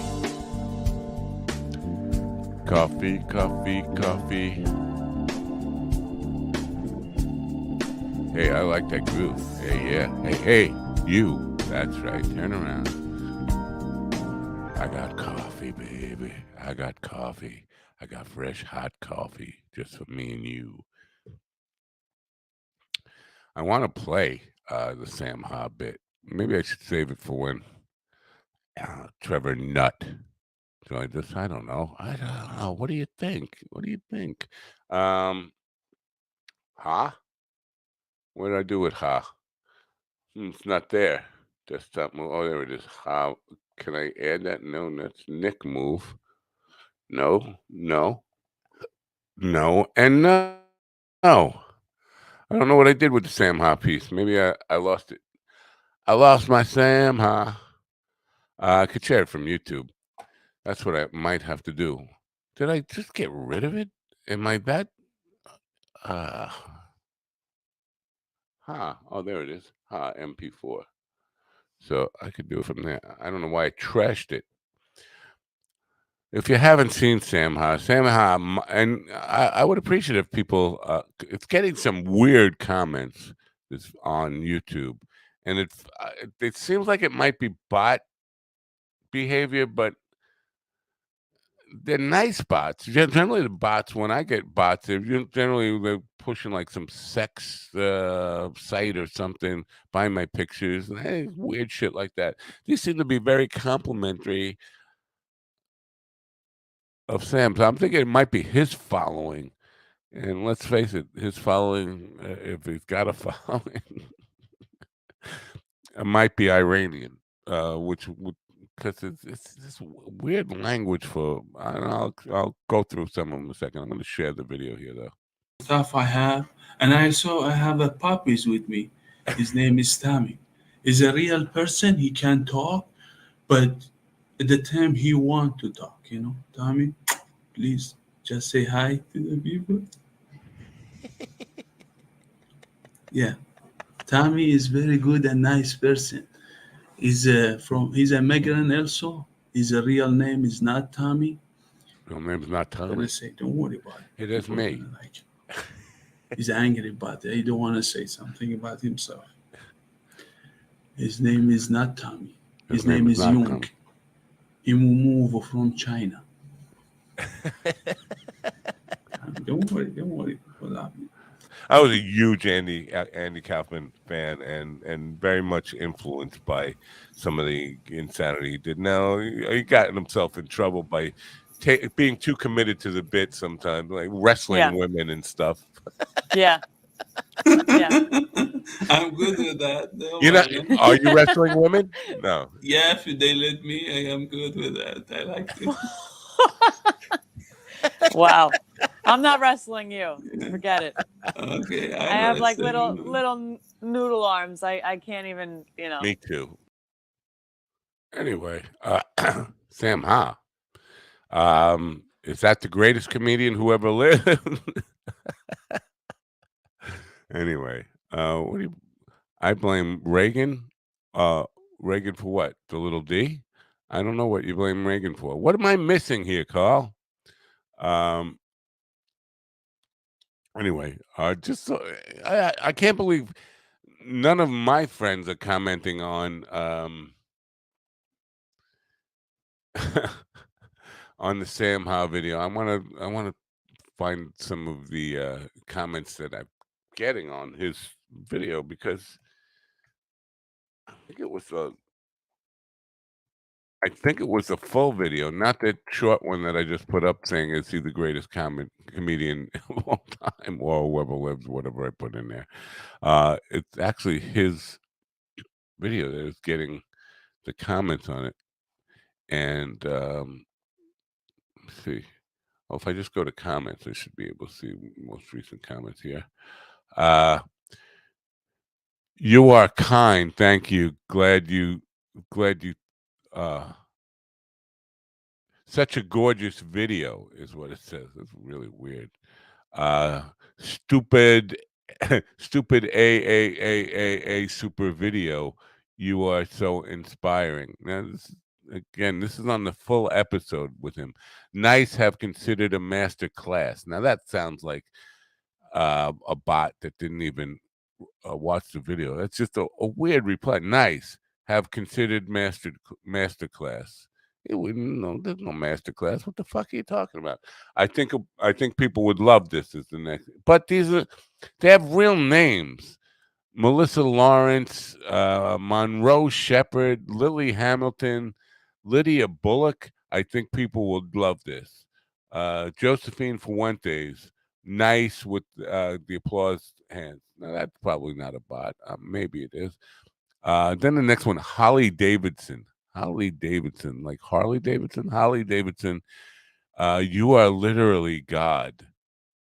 I don't know if she means me or the puppet guy, Sam Ha, but it's a very weird thing to say. You are literally God. This video is a gift for making people comfortable. This video is a gift for making people comfortable from Elaine Becker. Elaine Becker. Now, if they were bots, because I know what bots do, like bots generally have like the weirdest handle names in the world, and they're posting something trying to get you to. Well, the nut will be here. Good morning, Andy, or as we have to call you we are mandated to call you Hack. Trevor Nutt should be here. Oh, he should have been here 7 minutes ago. I don't know where he is. I'm gonna remind him now. Where is that nut? That crazy nut. Thanks for reminding me. Wow, he's late. This is it. Yeah, no, Trevor Nutt is well, he's having difficult contacting me or something. Trevor Nutt. I'm gonna say, hello, wake up. This is now.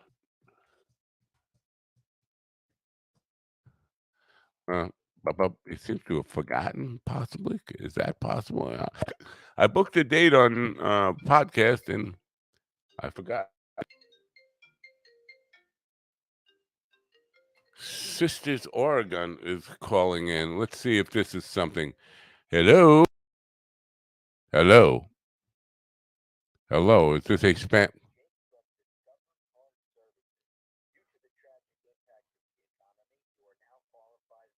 Complete debt elimination. This is a limited time offer. To get yourself enrolled, please press 1 to speak to a live representative now. This is because of COVID, you say. I don't have COVID. Oh, should I press 1? I don't want to press 1. Should I press 1 to talk to somebody? Damn phone. I can't press 1. Can I just say 1? Oh, they hung up on me. Those bastards. Oh, well. Anyway, I guess they were trying to send me some debt consolidation program or something. You say take the debt consolidation thing. It was for Discover Card, and to be honest with you, I don't have a Discover Card. I don't know what I was going to consolidate, but whatever. It came from Sisters Oregon, which is why I took the call. It could be. I thought maybe it would be Joe Andrus. Actually, I don't know where the nut is. Trevor Nutt. That crazy nut. Well, last I heard from him was on Monday. He said, "All right, will do." Probably sleeping. This is what happens with these nutty comedians. They sleep all day. And, they're not morning people. So this is kind of why I was thinking about going to a nighttime show anyway. I think he'll probably wake up at some point and try to get on here, try to connect. But by that time, show might be over. Who knows? Anyway, where are we now today? Now you threw me off my game. What the fuck was I talking about before I was so rudely interrupted by remembering I was supposed to have a guest that I don't have. Let's see here.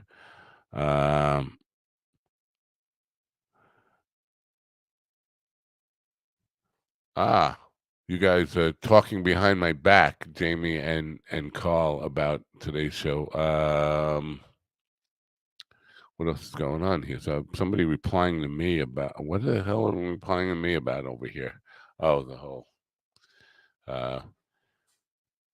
woo, we got all of a sudden got a ton of traffic from somewhere. Where did that come from now? Mind Dog TV. What the frick is going on here today?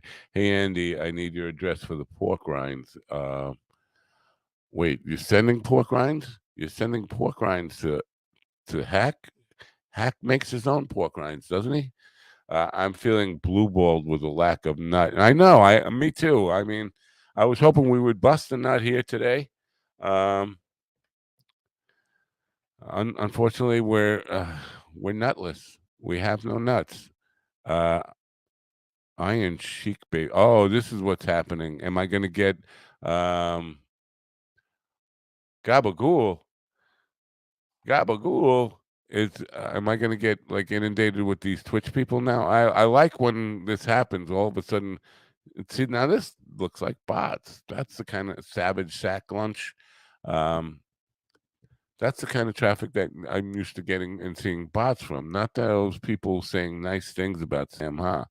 Well, that's what I was talking about before I realized that my guest today has not shown up yet. So hopefully Trevor Nutt will. And I'm kind of disappointed because I've had a lot of comedians on, a lot of young comedians. Trevor Nutt actually has, I think he's the kind of guy, if people get in this audience, get to see his comedy and give him a chance, I think he would do very well. He is the kind of guy who definitely has not just a observational humor and storytelling, but he definitely has a point of view and attitude. And I don't want to compare him to other people, but if I had to compare him, I think he fits into the Stanhope, Andy Andrews mode of stylistically the kind of stuff he talks about and how he talks about it. It's not the same. Obviously, he's not a 30-year veteran in comedy, and he's a young guy starting out. But his approach to comedy seems to be along those lines, and so I think he would do very well with whatever audience there is here. But he's not here. Got to show up. Half of life is showing up, right? 90% of being successful in life is showing up. And I did want to talk to him about being Trevor Nutt with two T's. Not just, sometimes you feel like a nut with one T, but bust a nut with two T's. Trevor Nutt having an OnlyFans page. I'm interested in this. Because again, repeating what I said before, if I were a young man today, in today's world, if I were in my 20s and still had a young man's body, chances are I think I'd have myself an OnlyFans page and be doing some nasty things for a couple of bucks here and there. It was really weird. We just saw a tremendous amount of traffic just drop in 1 second there. Bot attitude going on, bot behavior going on behind the scenes, and I don't know why all of a sudden. Not that I'm against free extra traffic there, but it's just curious what's behind all this stuff. That was definitely bot behavior. When you see, just numbers just spike up like crazy like that, and then just drop off, and went from, I don't know, a couple of dozen viewers to 180 viewers for about 2 minutes, and then down to none. Right now, I see about 14 people right now, 18 people. Just weird. Comes and goes. Big beard don't care. You do have is that serious? Andy has it. Give me the link, man. Big beard don't care. So if I go to what do I do? Go onlyfans.com and put in Big beard, don't care. And if I don't get you, I get some like, I don't know. I don't even want to know. Somebody who's not you with that handle. I'm not chancing it. I am not chancing. Somebody else go there and take a screenshot. And big bear don't care. That beard. No, I didn't say beer. I said beard because I was, just thinking along. I'm trying to be hip with the language. Beard, whatever. Facade. Whatever. But is this a real hack or not? Or you're just fucking with me? I'm very easy to fuck with and very easy to fool. This has been well documented. I feel bad that Trevor Nutt isn't going to be here. This is one of the, and this has been a very weird week, and I should probably never start. I should probably never start a week with Andy Andrews on Monday because it's always going to be downhill from there. Anytime I have Andy on, it should probably be. It can't be a Friday because it could be a Friday, I guess, leading up to. That's when they release the issues with Andy. But starting with him on a Monday, the week's going to go very weird after that because that's going to be the highlight of the week. And then the rest of the week is going to be, hey, who didn't show up? I'm watching Dog Can't Get on my smart TV only on my phone. Well, that sucks. I don't know why that is. Maybe your TV's not as smart as you think it is. Has it taken an IQ test lately? I'm still working on getting the Roku thing happening. And I do think I probably forgot to plug the links into minddogtv.com today. Bad on me. I've been slacking a little bit. I will admit. It's not good to be a slacker. But sometimes that happens. I think I probably did. Is it too late for me to actually plug it in? And no, it's not too late. It's never too late, but I hear I'm going to get some bad whiskey noise. Oh, look, they've shown an ad when I go to my own content. That's weird. And I'm getting, I mentioned this yesterday,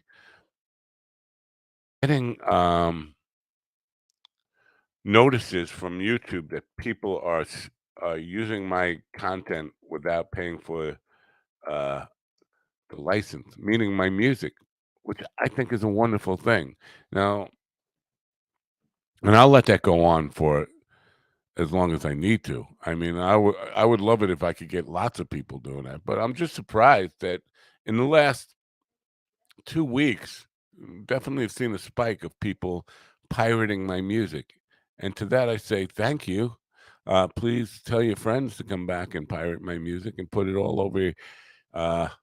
And I think actually I asked CD Baby, who was my old distributor, to stop enforcing copyright on YouTube because they were charging me every time I used my own music. So I about a month ago, I asked them to stop doing it. I think that might have something to do with these people using my music without licensing it.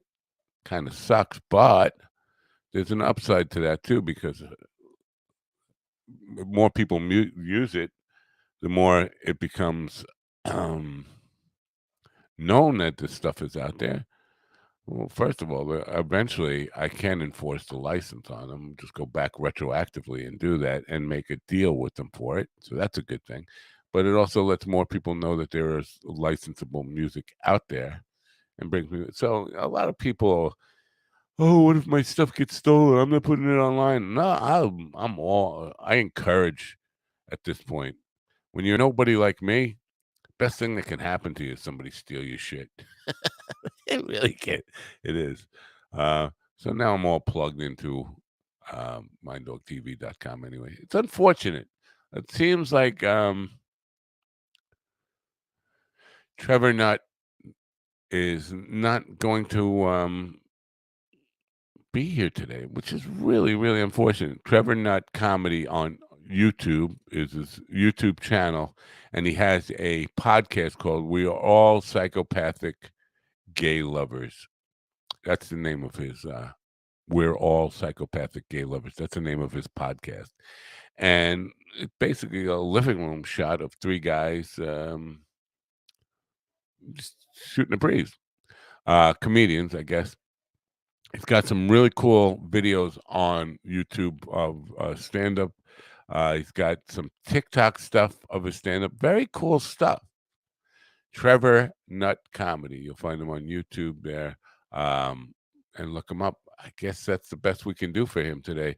But it seems a shame when you're a young person trying to build up your career, and then you make appointments to be on a podcast or live stream and don't show up. Again, showing up is a big part of the success. The 90% of life is just showing up. I showed up. I didn't want to be here today, but I showed up. If you're just joining, Roman, let me see what Roman's last name is. Moranov. Roman Moranov is a relationship coach in the Tony Robbins school. Tony Robbins certified relationship coach. Sent me an email asking if I wanted to be an expert guest. And this week, I covered this already this morning, but since my guest isn't here, I'm going back over this.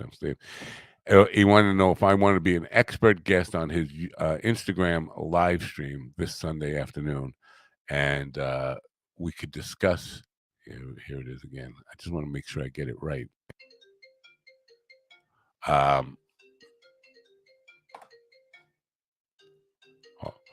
Morning, Mr. Patchog. Hey, what's going on, Matt? What's happening, Colonel Mike?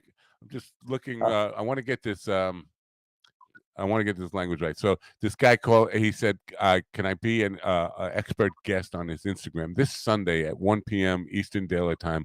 I will ask you about strategies to help my followers stop watching porn and generally grow themselves. What do you say?" And so I answered back. I said, "How the hell would I know how to stop watching porn? I know how to start watching porn."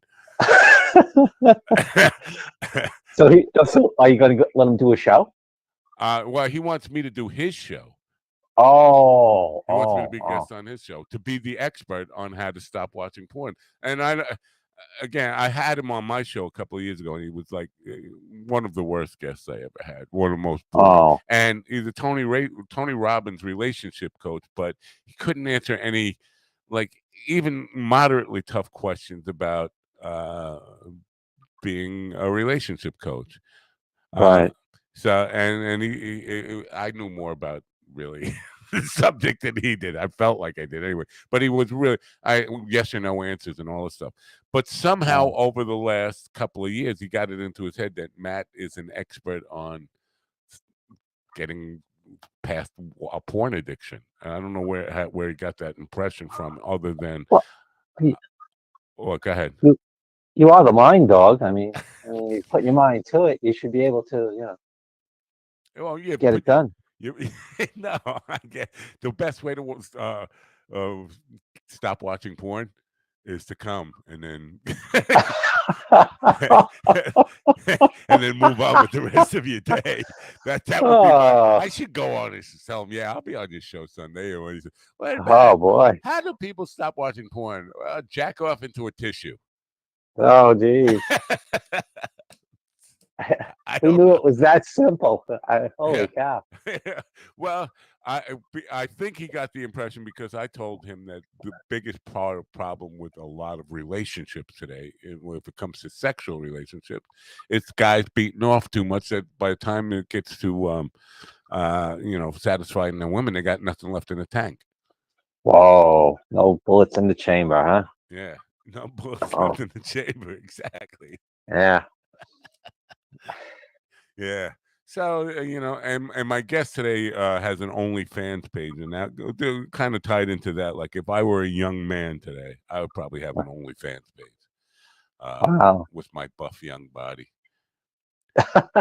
Do you have a OnlyFans page? You're still buff and you run like No.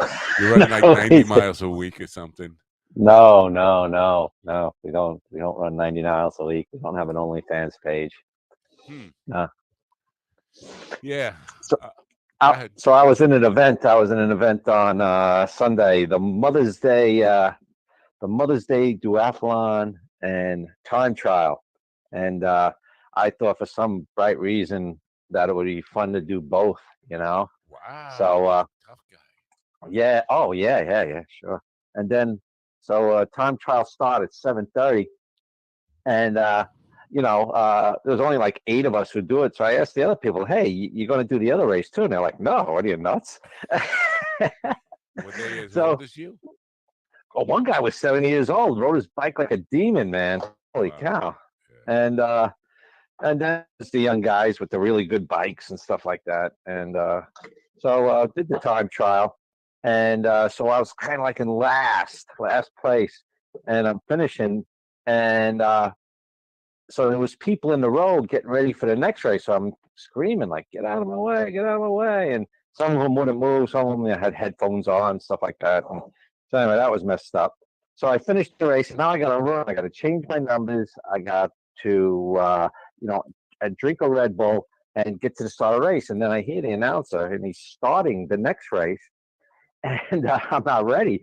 And I go running up to the start. I have a can of Red Bull in my hand, and I just barely make it past the people in the front.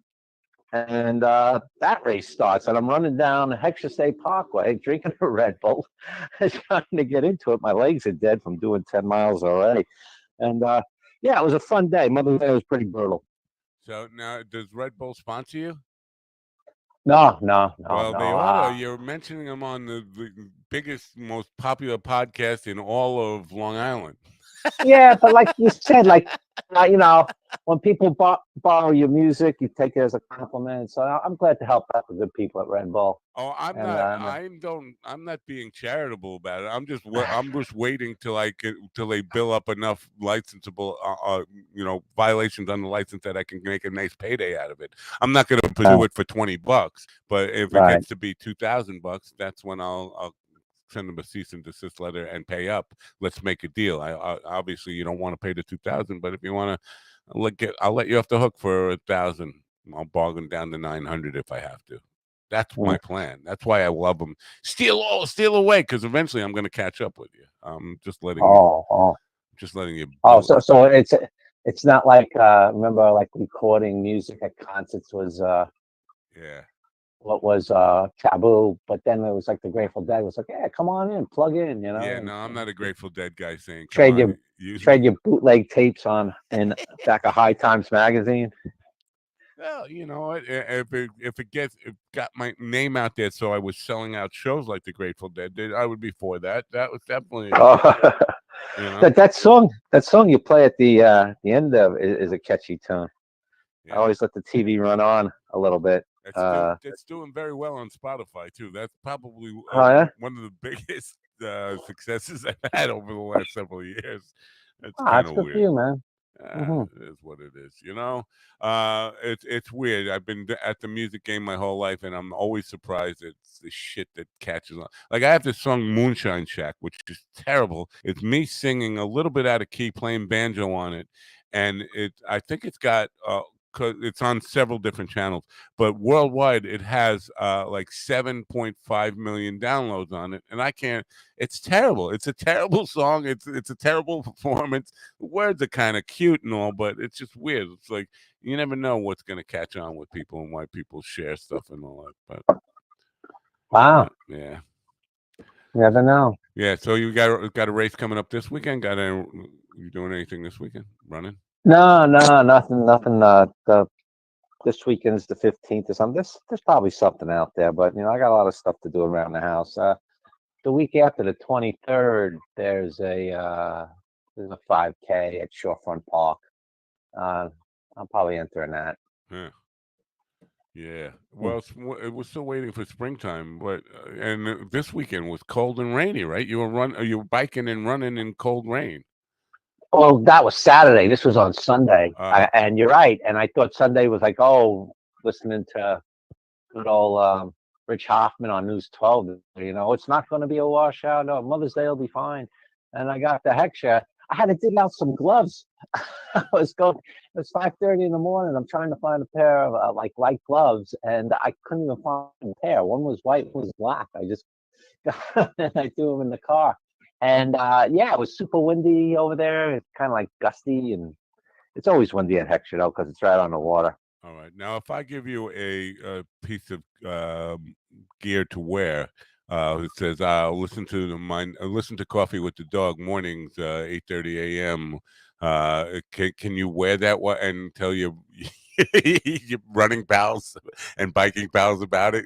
Is there any way for you? Oh, I would definitely wear that. And at most races, they take your picture crossing the finish line, and then I would post it on Facebook. Oh yeah, that's what we got to do. We got to get you some. And my we're gonna dress you up like an Indy car.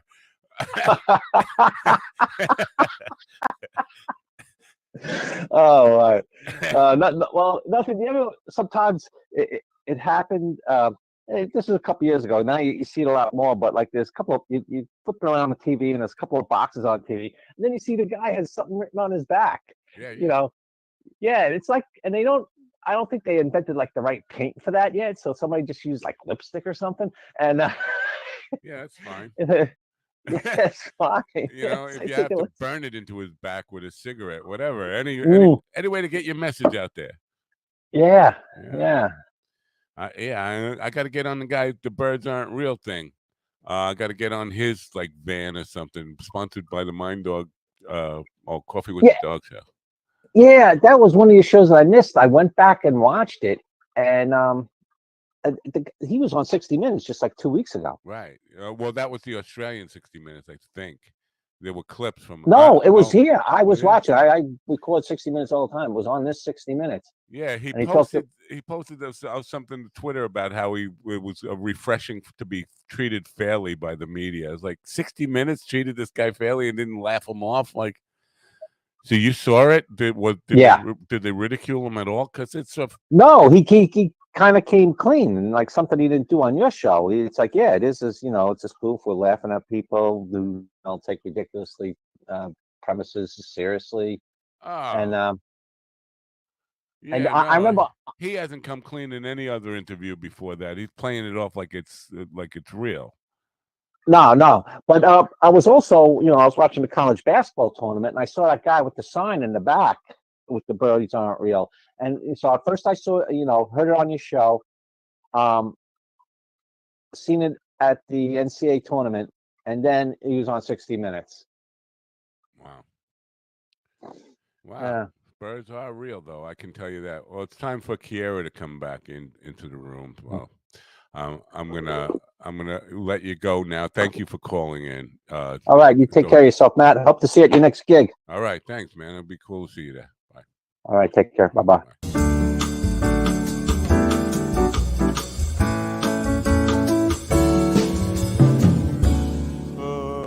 And Carl's still in the background lurking. Well, Carl, you can join us if you want. Come on, join us. Be part of the celebration.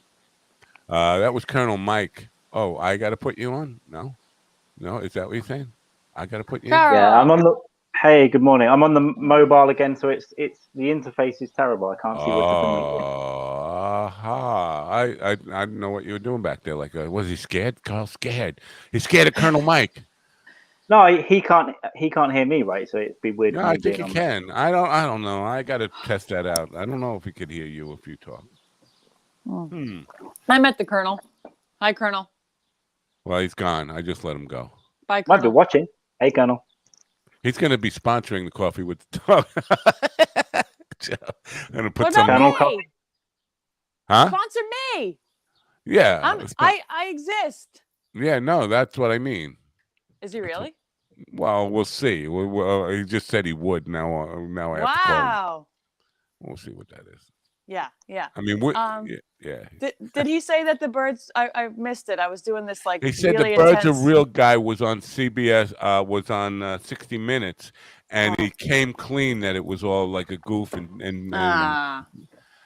which I find hard to believe. I got to check because he was riding that bit like too seriously. Like he was committed to it.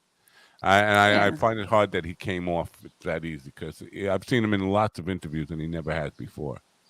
Well, maybe he's like that guy we love, Sam Ha. Sam Ha. I played the piece after you left. You did. Carl, are you familiar with the Sam Ha piece? That's the first time I saw him was a clip today.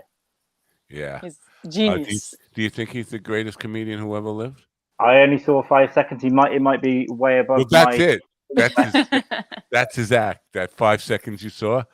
That's it. Well, then, where's he from again? Iran.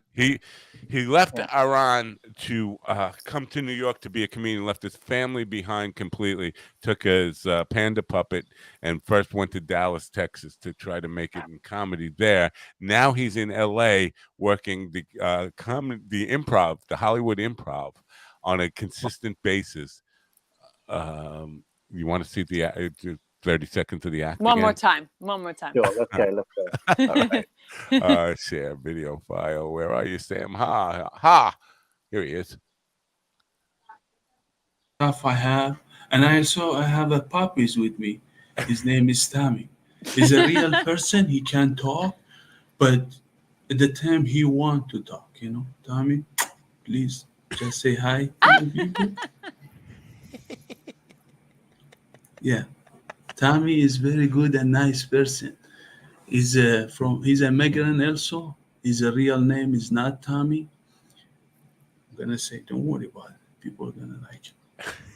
He's angry, but he don't want to say something about himself. Greatest comedian ever. ever. His name is not Tommy. His name is Jung. He moved from China. Wow. Don't worry. People love you. I was a huge Andy Kaufman fan and very much influenced by some of the insanity he did. Now, he got himself in trouble by being too committed to the bit sometimes, like wrestling women and stuff. Yeah. I'm good with that. Are you wrestling women?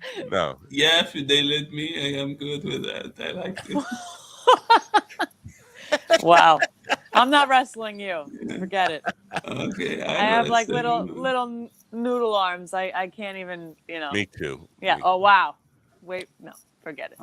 I can't. I'm very strong man and very handsome. All the people know me.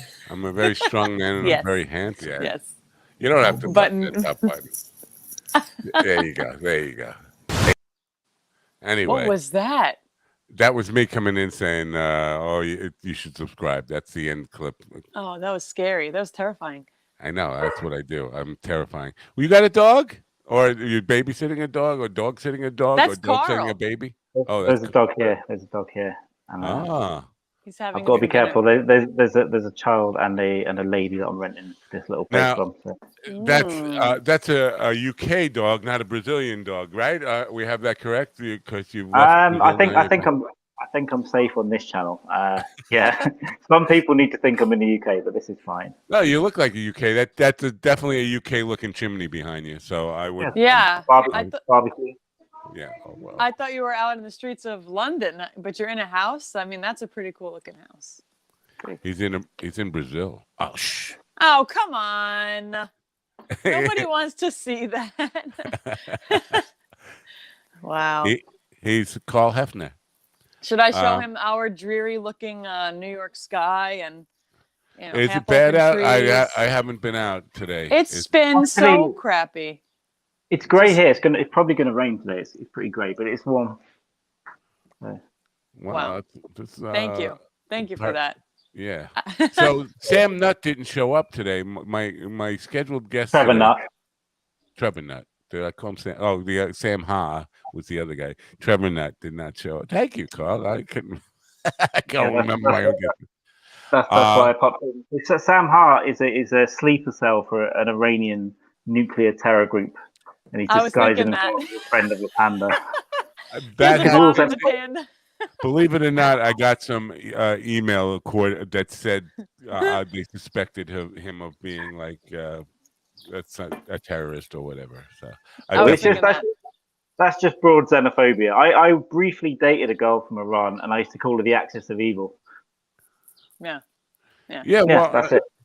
I was married to a Turkish man. I mean, it's not Iranian, but his family was like, everybody was afraid of them, and they were the nicest people when you weren't married to them. They're very generous, and but yeah, everyone thought they were terrorists. It was very, very sad.